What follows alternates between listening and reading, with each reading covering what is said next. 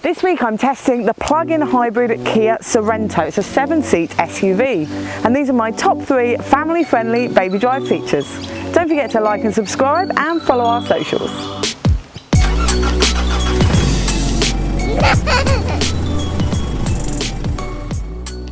Number 1 is how well catered for the rear passengers are in terms of family-friendly features in the Sorento.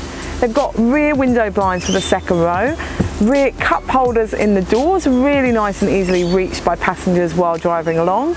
There's also aircon vents for both rear rows and USB ports too. Number 2 is being a plug-in hybrid, we have saved a lot on fuel this week.